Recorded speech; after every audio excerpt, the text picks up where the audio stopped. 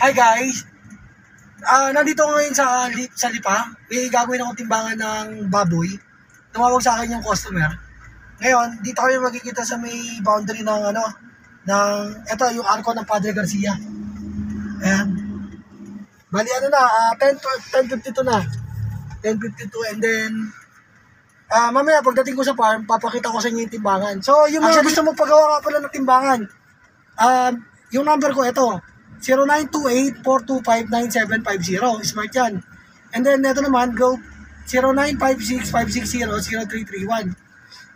Meron din akong YouTube channel. Makikita nyo, Timbangan Calibrate Pilipinas. Search nyo lang. Yung sa page naman sa Facebook, ganun din. Type nyo, Timbangan Calibrate Pilipinas.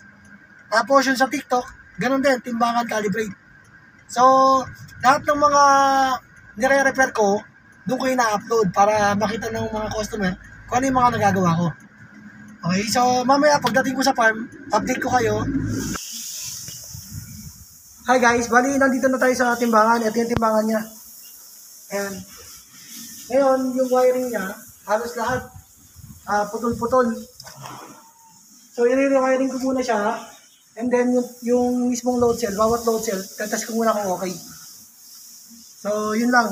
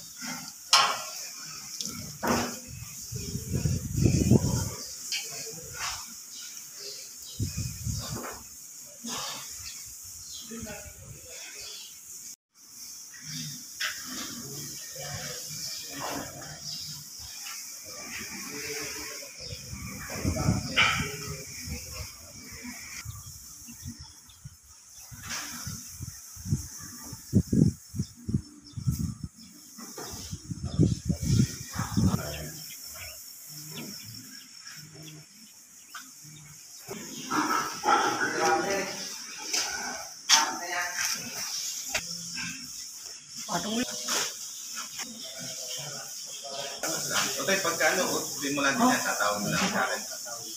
May lakad mo lang.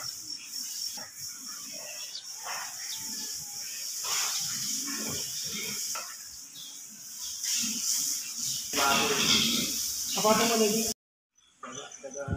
Yung pandemic yan, yung nagka-uso yung ASF.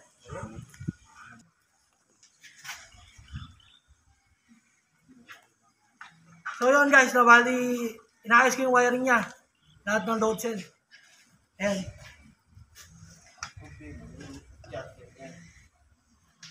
Debbie, kaya mo nga yung Dahil ng out ko. Nakalala ko lagi yung pinahari. Ito, anong silbi nito? Haring ba? Black bar na ito. Spacer yun. Spacer mo naman ito. Sabagay may napanood ako sa FB na sa Facebook na tapos madami na yung iba. Ayan.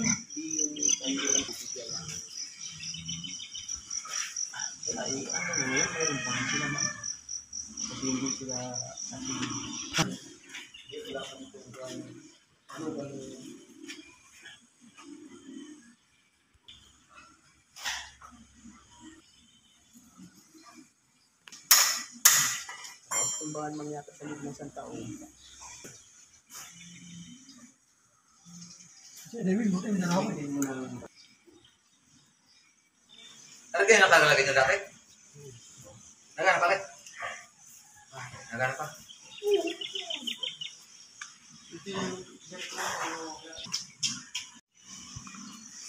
Ay guys, bali ito na yung tinest ko. Ngayon gumamit ako ng aerial indicator para ma-identify ko kung yung load cell buo o sira. Ngayon okay naman siya, okay yung load cell. Ayan, 25 meters, weight na 25. Sige, patong mo yung 25. Patong mo yung 25.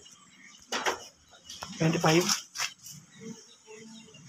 Tanggalin mo, Levi.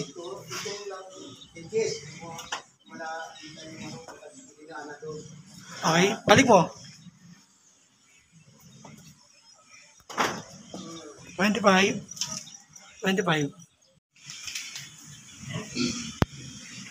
Ako mo munang mapabaha. Ang laki yan. Ito nga. Dito 7, ang nga 85 ang nga rin. Yan. Napulo ko din tumadya. 88. Bigat eh. 7. Ano na yan? Sexy ka naman. Kalahati parang yan bro. Oo, kalahati lang yan doon.